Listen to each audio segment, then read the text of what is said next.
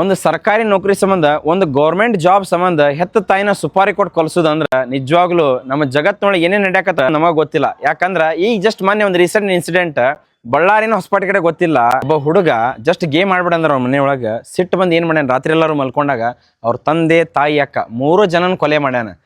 ಅವ್ರ ತಾಯಿ ಅದೃಷ್ಟವಶ ಬದುಕಿ ಉಳ್ದಾರ, ಆದ್ರೂ ಸೀರಿಯಸ್ ಅದಾರ ಅಂತ ಹೇಳಿದ್ರ. ಮತ್ ಇನ್ನೊಂದು ಇನ್ಸಿಡೆಂಟ್ ಬೆಂಗಳೂರು ಒಳಗ ಲವರ್ ಜೊತೆ ಸೇರಿ ಲೋನ್ ಮಾಡ್ಯಾಳ ಹುಡುಗಿ, ಲವರ್ ಜೊತೆ ಸೇರಿ ಲೋನ್ ಮಾಡ್ಯಾಳ. ಇದನ್ನ ಯಾಕೆ ಮಾಡಿ ಅಂತ ಕೇಳಿದಕ್ಕ ಅವ್ರ ತಾಯಿ ಮಗಳು ಇಬ್ರು ಚುಚ್ಚಿ ಸಾಯಿಸಾಳ. ಅವ್ರಪ್ಪ ಬಂದು ನೋಡಿದ ಕೂಡಲೇ ಅವ್ರನ್ನೂ ಇಬ್ರು ಚುಚ್ಚಾರ, ಲವರ್ ಮತ್ತು ಹುಡುಗಿ ಇಬ್ರು ಸೇರಿ. ಅವ್ರ ಅಪ್ಪನೂ ಸತ್ತು ಹೋದ. ಇಲ್ಲಿ ನೋಡಿದ್ರ ಸರ್ಕಾರಿ ನೌಕರಿ ಸಂಬಂಧ ಹೆತ್ತ ತಾಯಿನ ಸುಪಾರಿ ಕೊಟ್ಟು ಕೊಲೆ ಮಾಡಿಸೋದು. ತಾಯಿಗೆ ಬಂದ್ರೇನು ಈಕಿಗೆ ಬಂದ್ರೇನು ಎರಡು ಒಂದ. ಆದ್ರೂ ನೋಡ್ರಿ ಎಷ್ಟು ಹೊಟ್ಟೆ ಕಿಚ್ಚ. ಜಗತ್ನೊಳಗ ತಾಯಿನೇ ಮೊದಲ ದೇವ್ರ ಅಂತಾರ. ಫಸ್ಟ್ ದೇವ್ರ ಕೈ ಮುಗಿನ ಮುಂಚೆ ನಿಮ್ ತಾಯಿ ಕೈ ಮುಗಿರಿ ಅಂತ ಹೇಳ್ತಾರ.